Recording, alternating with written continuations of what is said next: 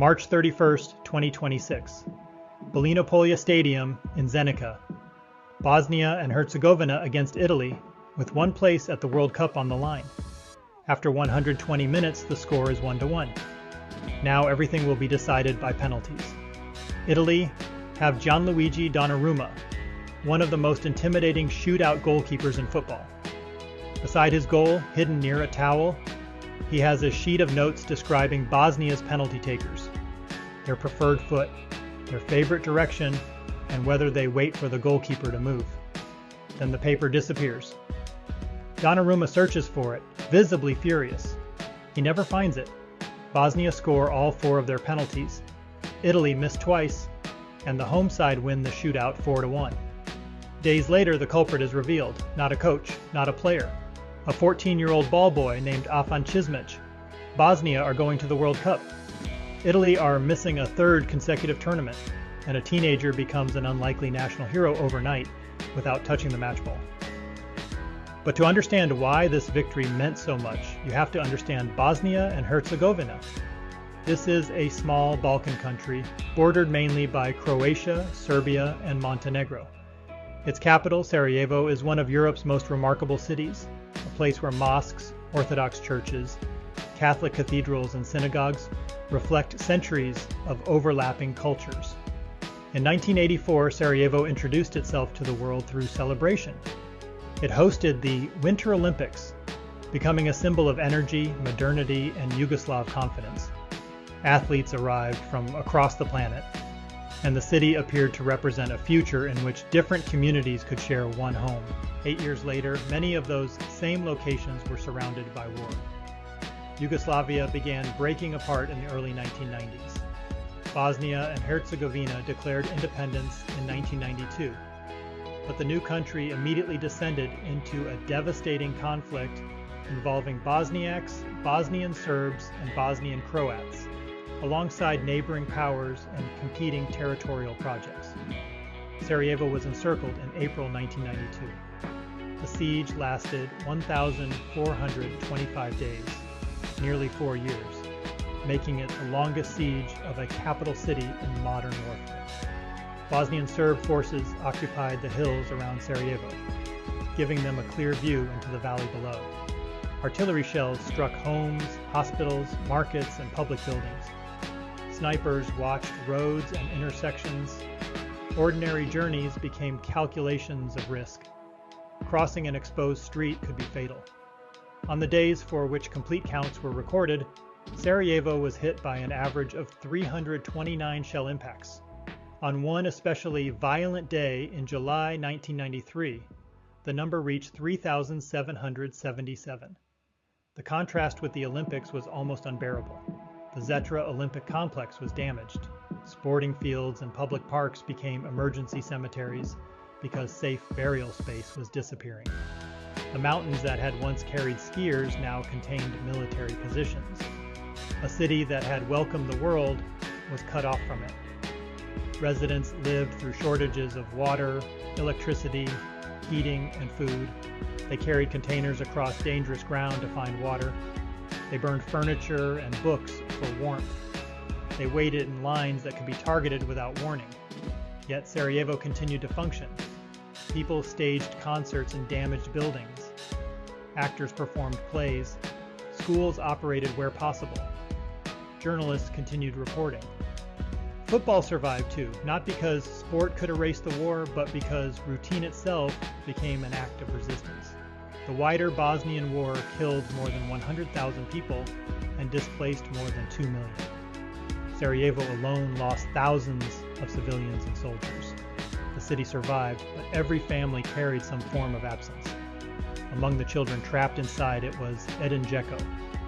Dzeko was born in Sarajevo on March 17, 1986. He was 6 when the siege began. His childhood memories were not of bombs, snipers, water shortages, and the rare moments when children could safely play outside. When the siege ended, Sarajevo did not instantly return to normal. Buildings were scarred, families were rebuilding. Football grounds, like the city itself, had to be recovered from the ruins. Dzeko developed at Željezničar, one of Sarajevo's great clubs.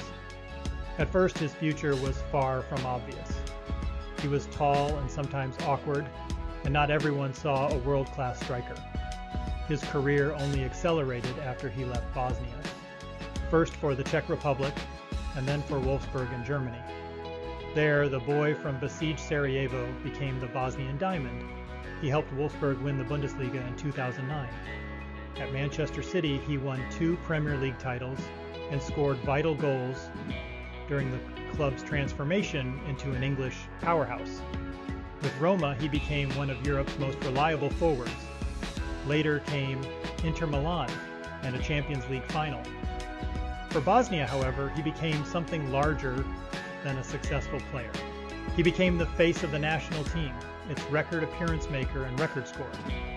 He led Bosnia to its first World Cup in 2014, when the country finally appeared on football's biggest stage as an independent nation. That tournament ended in the group phase, and Bosnia then spent 12 years trying to return. By 2026, Dzeko was 40.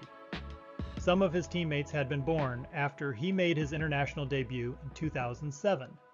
He had already played hundreds of club matches, won major trophies, and represented Bosnia more than anyone else. Yet he stayed.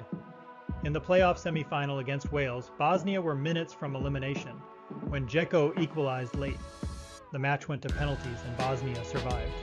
That sent them to Zenica for the final against Italy. Italy carried 4 World Cup titles and a history far larger than Bosnia's. But they also carried pressure. They had missed the tournaments in 2018 and 2022. Another failure would be almost unthinkable. Moise Kean gave Italy an early lead. Then, defender Alessandro Bastoni was sent off before halftime, leaving Italy with 10 men. Bosnia attacked, but Donnarumma repeatedly kept them out. With 11 minutes remaining, the breakthrough finally came.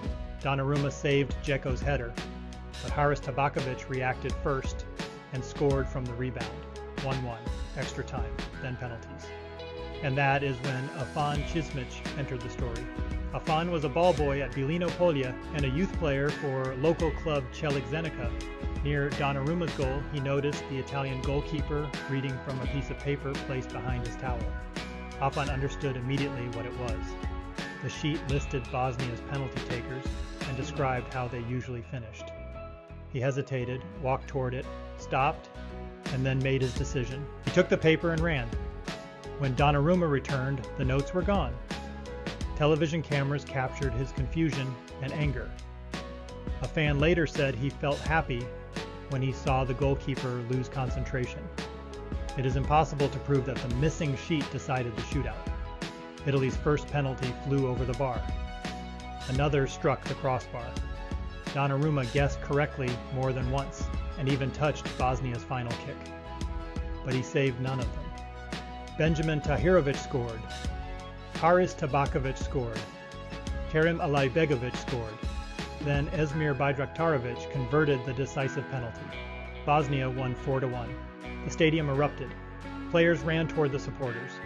Dzeko, injured near the end of the match, celebrated a second World Cup qualification at the age of 40. Italy's players collapsed, facing the reality of missing a third straight final. A few days later, Afan appeared on Bosnian television with the paper. It showed the preferred feet and penalty habits of the Bosnian players, exactly as he had suspected. He announced plans to auction it and give the proceeds to charity. Fans began demanding that he travel to the World Cup as a mascot or lucky charm. The story was funny, controversial, and almost too perfect. But it also captured something deeply Bosnian. This is a country whose modern independence began with war. Its capital went from Olympic celebration to siege in less than a decade. Its greatest footballer learned the game in a city where childhood itself had become dangerous. Then, 12 years after their first World Cup, Bosnia returned through 2 penalty shootouts, a 40-year-old captain, a fearless young generation, and one alert 14-year-old standing behind the goal. Bosnia and Herzegovina are not simply another team at the World Cup.